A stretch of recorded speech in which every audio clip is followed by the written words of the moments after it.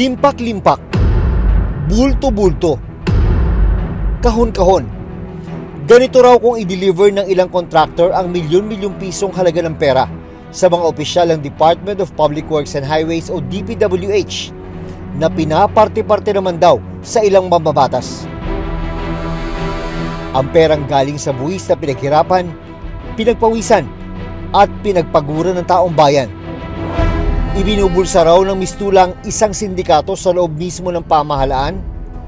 Naniniwala ka ba na merong existing syndicate within DPWH? Yes po, Your Honor. Meron po. Ano ang modus operandi ng mga sinasabing sangkot sa malawakang katiwalian sa flood control projects? Magkano binibigay mo, Miss Sally? 245 million. In cash? Yes, Your Honor. Newton! Oh, hayaan mo na yan. Hayaan mo na. Hindi namin alam kung paano namin pupulutin isa-isa. Saan mo nilalagay 100 million? Nasa box po, Your Honor.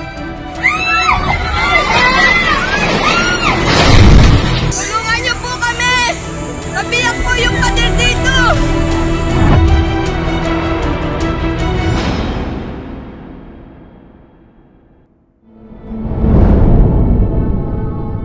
Sa pag-aaral ng GMA Integrated News Research, pumapangalawa sa National Capital Region o NCR sa mga rehiyon na may pinakamaraming flood control projects at pinakamalaking contract cost. 1,058 na proyekto ang itinayo rito. At ang kabuang halaga, mahigit 52.6 billion pesos. Pero 2 linggo lang ang nakaraan, lumubog ang maraming lugar sa Metro Manila dahil sa isang araw lang na pag-ulan kahit walang bagyo. Sabi ng Quezon City LGU, 36 sa 142 ng mga barangay ang binaha. Isa rito ang Barangay Botocan, Quezon City. Sa video na kuha sa tindahan ni Irish Makalalag, makikita ang mabilis na pagtaas ng tubig sa lugar. Nag-start po yung ulan nung araw na yon, mga 2:00 po ng pahapon. Akala po namin normal na ulan lang siya. Habang tumatagal po, napapansin namin na parang tumataas na yung tubig. Agad-agad. Ilang minuto lang, ang loob ng tindahan, unti-unti na ring pinasok ng baha. Bago mag-3 ng hapon, makikitang naglulutangan na sa tubig ang marami sa mga paninda ni Irish. Newton! Oh, hayaan mo na yan. Hayaan mo na. Maging ang refrigerator, nalubog na rin sa tubig. Kasi po yung tubig, umabot po talaga dito sa first layer ng bigas.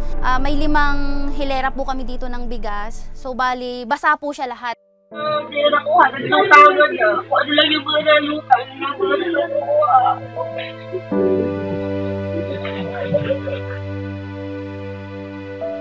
Kasi nga, hindi naman ganito. Yun ang isip ko. Hindi naman kami binabaha ng ganito talaga.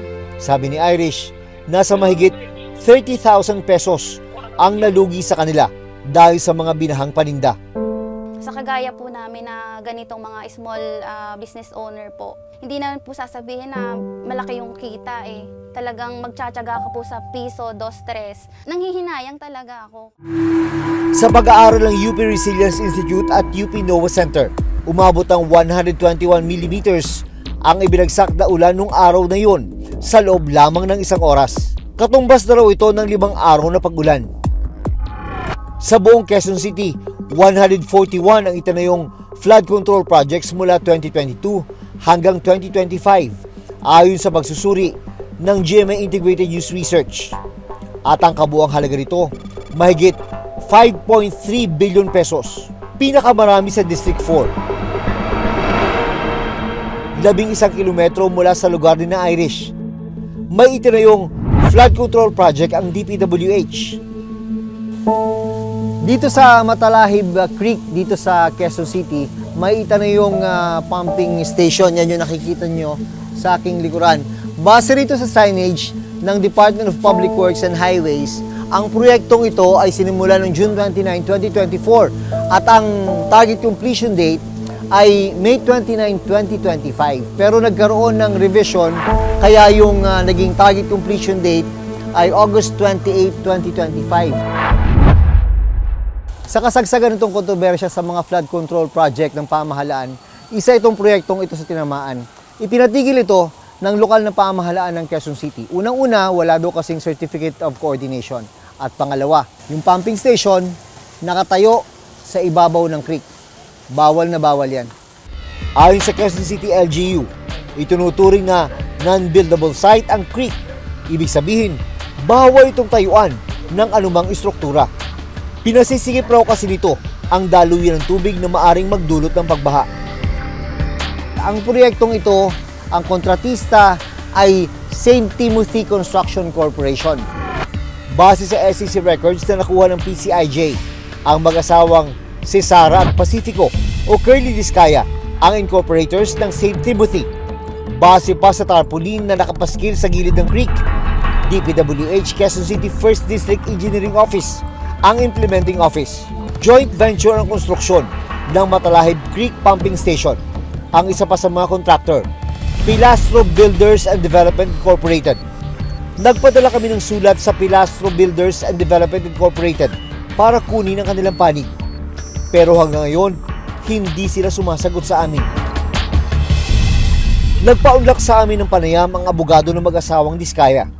Kinausap ko po dyan si Sir Curly, bakit wala yung pumping station. Sabi niya, pinalo up ko na yan sa ka-joint venture ko.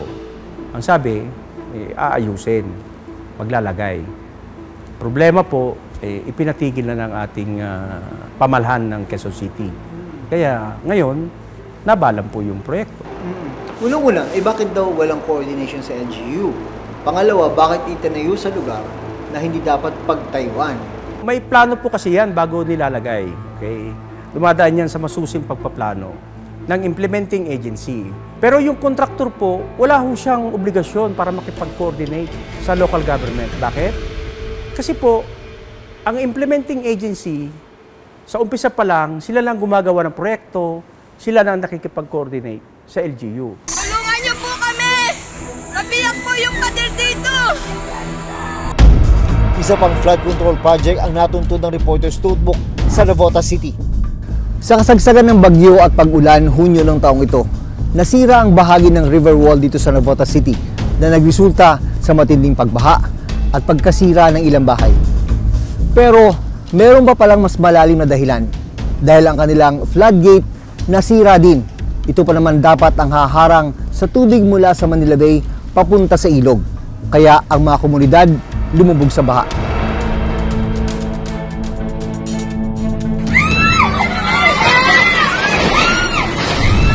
Sa isang video, makikita ang aktwal na pagbuho ng river wall sa barangay San Jose, Navotas City.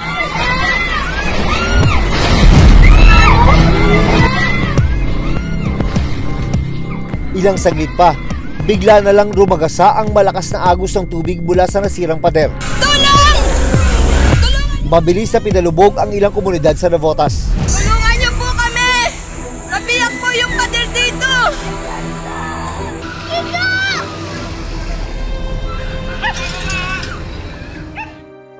Hindi naman po talaga kami binabaha dito eh. Kahit sinasabi nila wala daw may kasalanan. Meron.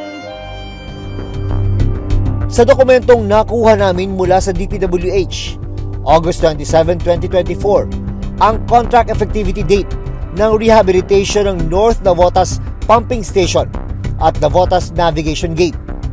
August 21, 2025, ang original contract expiry date.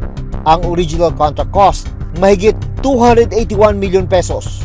So sa 280 million pesos awarded last year na kontrata, bakit parang wala pa tayong nakikitang improvement? So ang nagiging problema po kasi dito ma'am, underwater po yung repair works na ginagawa ng mga consultants po natin. Medyo nahihirapan din pong mag-identify dahil sa dilim po ng tubig. Yung mga divers po na sumisisid, nahihirapan sila na ipinpoint talaga kung ano yung mga issue na kailangan nating i-repair. Kailan to dapat matapos? The contract expiry ma'am is August 31, 2025 po. Sa pagtatapos ng susunod na buwan, dapat tapos na to. Yes po ma'am, yun po ang nakasaad po sa kontrata nila. Pero hindi pa ito tapos. Ayon sa DPWH, nasa halos 92% ang actual accomplishment ng rehabilitation. Ang contractor, St. Timothy Construction Corporation, na pagmamayari ng mag-asawang Diskaya. Yung proyektong yun, sir, hindi lang St. Timothy ang may project noon. Marami pong kontraktista ang may project po noon. Na-repair na po, tapos na po yun. Ngayon, kung bakit nabalam, labas na ho ang St. Timothy doon kasi natapos na ho yung sa kanila eh. Pampanga ang pinaka-flood prone na probinsya sa buong bansa. Sa pag-aaral ng GMA Integrated News Research, 293 flood control projects ang ipinatayo ng pamahalaan sa Pampanga mula 2022 hanggang 2025. Ang kabuuang halaga, mahigit 14.5 billion pesos. Sa official website ng Sumbong sa Pangulo, nakalista bilang isa sa mga proyekto ang rehabilitation of eroded bank of Pampanga River sa kandating Arayat, Pampanga. Nagkakahalaga ng mahigit 91.6 million pesos. October 17, 2023 ang nakasaad na completion date. Pero wala pang isang taon, gumuho ang isang bahagi ng retaining wall. Nepong kalalam, nagtuwag nepo ining bakal gagawan do. Ayami muya pa pong crack. Balang kayo mamakbong niya pa po siguradong magtuwagyarin po ini. Halos mabungkal na ang lupa sa paligid ng nasirang proyekto. Edmari Construction and Trading ang contractor ng project. Sa kabuuan, umabot sa 12 ang nakuhang flood control project ng Edmari Construction mula 2022 hanggang 2025 sa buong bansa, ayon sa Sumbong sa Pangulo website. Ang kabuuang halaga, mahigit 885 million pesos. Nakapanayam noon ng Reporter's Notebook ang kinatawan ng Edmari Construction and Trading sa nasirang project nila sa Kandating. Bakit hindi ninyo alam? Bago po itayo itong retaining wall, almost 100 million pesos pa naman. Bakit hindi nyo alam na mangyayari yun? Hindi ba dapat na pag-aralan po yun? Hindi po namin kasi. So sayang. Sayang po itong project, no? Kaya po, ginagawa na namin po ng restore po namin.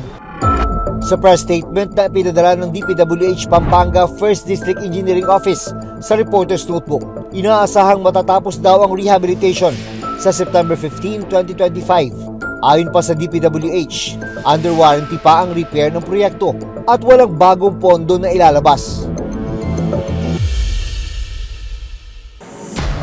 Bago maipatayo ang isang proyekto, ano ba ang pinagdaraanan nitong proseso?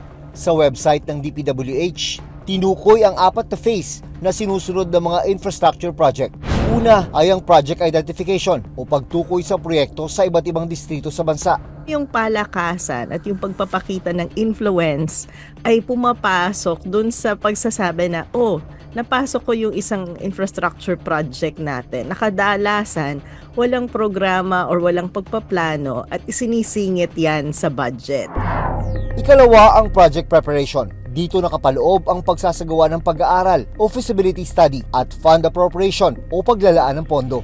Problema minsan nagiging bloated yung halaga ng proyekto kasi walang oversight eh. Sila lang ang nag-uusap, sila lang nakakakita ng datos, sila lang din ang nag-a-approve.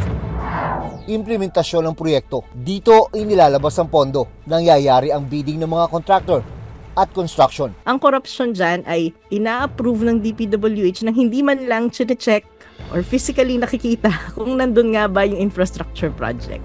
Ang panghuli, ang operasyon at evaluation ng ipinatayong proyekto. It is now very obvious they begin at the district level.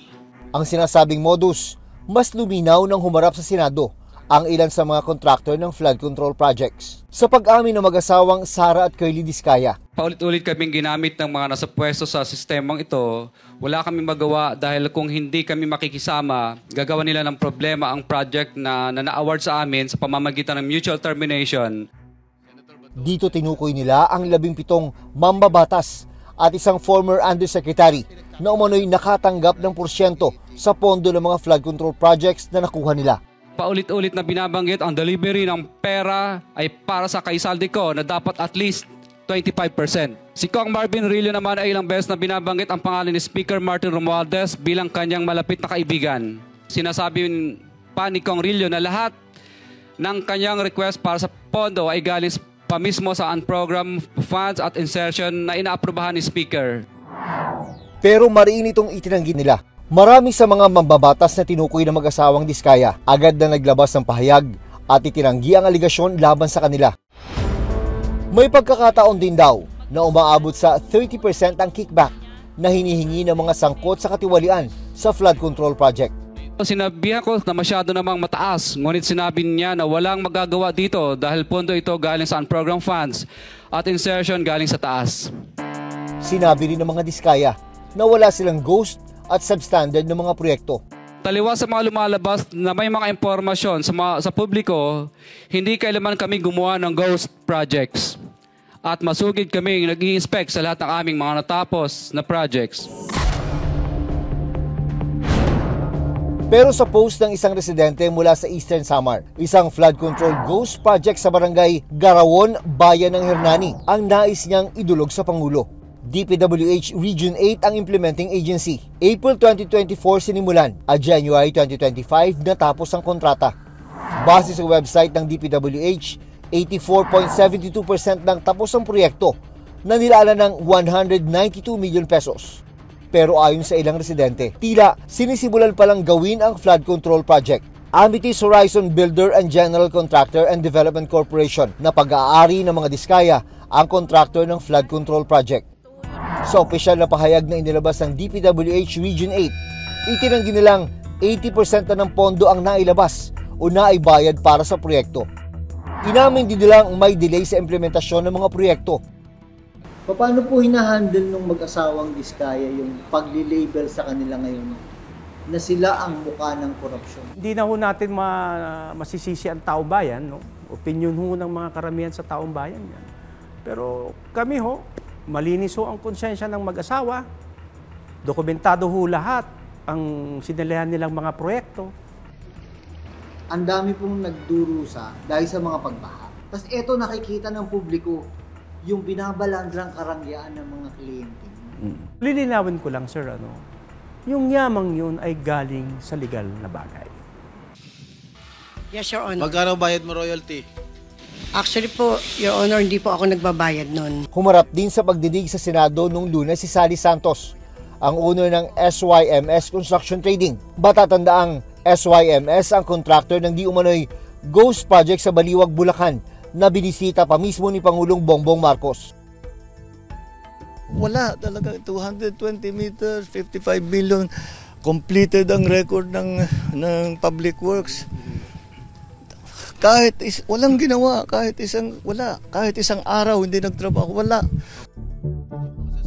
Sa hearing, inamin mismo ni Sally Santos na nag-deliver siya ng umabot sa 245 million pesos sa opisina ni dating DPWH First District Assistant Engineer Bryce Hernandez. Magkano binibigay mo, Miss Sally? Your Honor, marami po. Minsan po 245 million. In cash? Yes, Your Honor. Sino ang contact mo sa DPWH? Actually po si Engineer Bryce Erickson Hernandez po. Si Sally po, pagka nakakolekta, dinadala po sa office ko yung mga pera, nakabox po, nakasil po siya lahat. Hindi ko po ginagalaw dun yon at pinakukuha po ni boss sa opisina ko. Sino si boss? Boss Henry Alcantara po. Pero mariin itong itinanggi ni Alcantara. Wala ka talagang natanggap? Yes, Your Honor. It's your word against their word. Yes, Your Honor. Isiniwalat din ni Santos na mismong opisyal ng DPWH ang nag-uutos sa kanya na manghiram ng lisensya sa ibang contractor para gamitin ito ng mismong opisyal para makasali sa bidding. Si Engineer Bryce Erickson Hernandez, siya po ang nag-uutos sa akin ng humiram ng lisensya. So ako po, pinagpaalam ko naman po sa kanila, nahihiramin po yung lisensya nila. Kasi po, mayroon daw po siyang ibibid ng mga proyekto para sa kanya. Sino po ang gumagawa? Sila po. Sila mismo. In-house nga. Sila po mismo.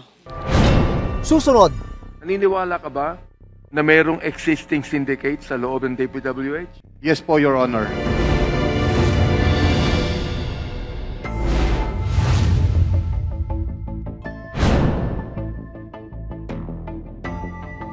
Sa naging pagdinig naman ng House of Representatives itong Martes, idinawit ni Bryce Hernandez ang dalawang senador na sangkot umano sa anomalya. Sabi ni Senator Marcoleta kahapon, ligtas ka na. Hindi po ito totoo. Si Senator Jinggoy po ay nagbaba ng 355 million ngayong 2025 sa mga ilang projects sa Bulacan. Ang sabi po ng boss ko dito ay 30% ang commitment dito. Noong 2023 naman, ay naglabas ng 600 million si Senator Joel Villanueva at ang SOP nito ay 30% din. Parehong itinanggi na Estrada at Villanueva ang aligasyon ni Hernandez. I am confident that I have not committed any illegal act. If Mr. Hernandez truly stands by his allegations, I challenge him right now to take a lie detector test with me. Let us settle this once and for all and show the public who is telling the truth. Wala po ako kailanman naging flood control project. Hindi ko po sasabihin na I categorically deny this accusation. Dahil po may resibo po tayo. Meron po pwedeng i-verifika kung bakit ito nangyayari. Sa pagdinig, ilang mga larawan pa ang ipinakita ni Hernandez na nagpapakita ng limpak-limpak na pera. As far as my knowledge is concerned, ibibigay po yan sa tao. Yung nga pong tinatawag na proponent, nakausap niya. Sinesegregate po namin yung mga pera. Naniniwala ka ba na mayroong existing syndicate sa loob ng DPWH? In my own opinion, base lang po to dun sa nakikita ko, yes po, Your Honor. Meron po. Nito lamang Huwebes, naghain ng reklamo sa Office of the Ombudsman si Secretary Vince Dizon laban sa 25 opisyal at 4 na construction companies na inuugnay sa maanumalyang flood control projects. Una po itong kaso na ihahain natin ng gobyerno laban sa mga taong involved dito sa pagnanakaw ng pera ng tao.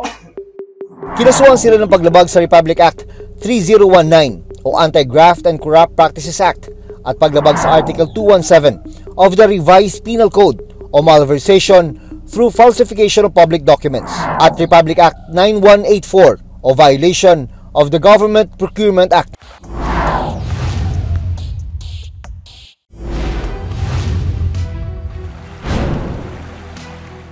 Matagal ng problema ng bansa ang korupsyon. Tila umuulit lang ang kwento. Naiiba lang ang modus at ang mga tauhan. Para sa maraming Pilipino na lumalaban ng patas sa kabila ng hirap ng buhay, nararapat ba sa atin ang ganitong klase ng serbisyo at pamumuno? Hanggat may ganid, tiwali at hindi malinaw kung paanong ginagamit ang kaba ng bayan, importanteng maging mapanuri at magbantay. Dahil bawat sentimong ginagastos sa mga proyekto, pera natin ito. Ako si June Veneracion at ito ang Reporter's Notebook.